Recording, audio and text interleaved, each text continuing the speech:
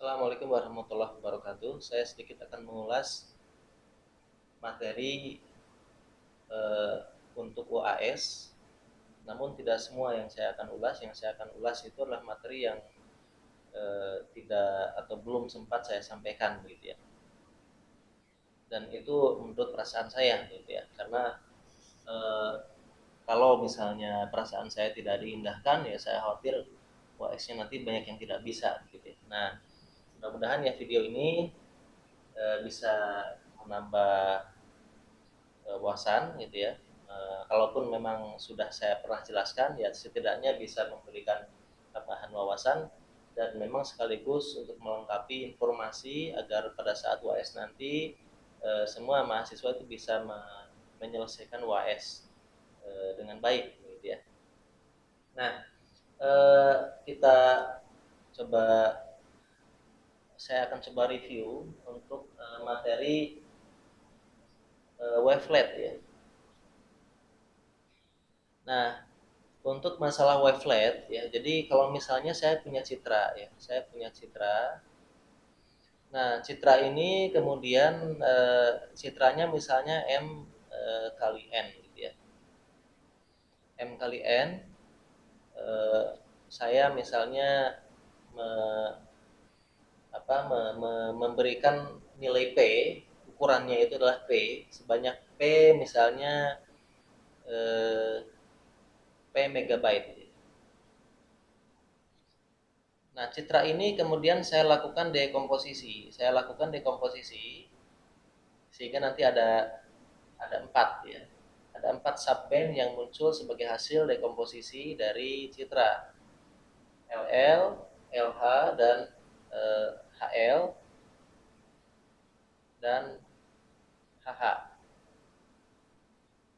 Nah, 4 subband ini, ya, 4 subband ini tentu saja ukuran citra setelah dilakukan dekomposisi sekali menjadi 4 subband. Ukuran citra di subband ini itu tentu saja tidak sama dengan ukuran citra asli di sini. Nah, resolusinya di level ini itu akan menjadi M per 2 dikalikan N per 2. Nah, jadi kalau saya gambarkan misalnya citranya seperti ini.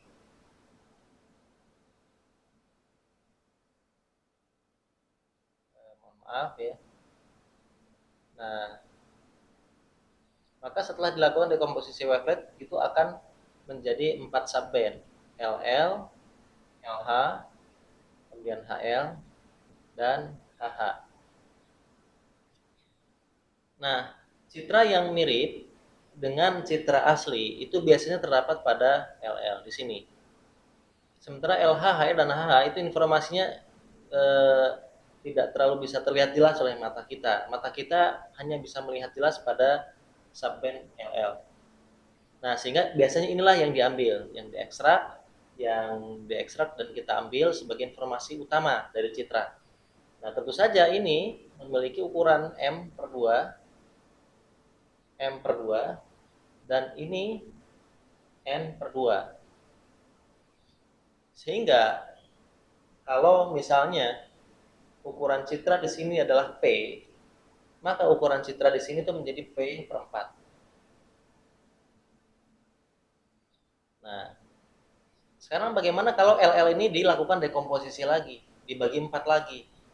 LL ini saya bagi 4 lagi. Saya bagi 4 lagi LL ini, ya. Ada LL lagi. Ini berarti LL1, gitu ya. Ini LL2, maksudnya yang kedua kali dekomposisinya LH2, kemudian HL2 dan HH2. Maka ukuran LL2 itu juga akan berubah menjadi M per 4. Akan berubah menjadi M per 4.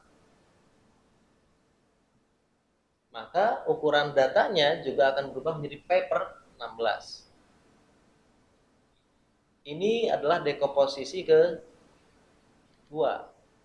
Ini adalah dekomposisi pertama. Nah, berarti kalau misalnya kita simpulkan di sini, dekomposisi ke N, um, ya, N-nya harusnya di kecil saja. Dekomposisi ke N, maka ukurannya itu akan berubah menjadi P per, ini kan berarti 4 ya, 4 pangkat 1, 4 pangkat 2, nah berarti P per 4 pangkat N. Nah, ukuran citranya akan berubah menjadi P per 4 pangkat N. N-nya adalah jumlah dekomposisi.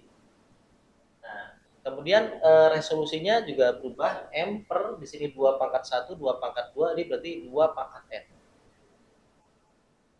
N per 2 pangkat N. Nah, seperti itu.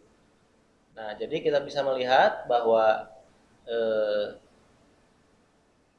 ketika citra ini dilakukan dekomposisi sebanyak N kali, maka ukuran citranya akan berubah menjadi ukuran asli per 4 pangkat N. Sementara resolusinya berubah menjadi M per 2 pangkat N kali N per 2 pangkat N. Nah, itu sedikit ulasan review tentang dekomposisi untuk citra ya pada wavelet.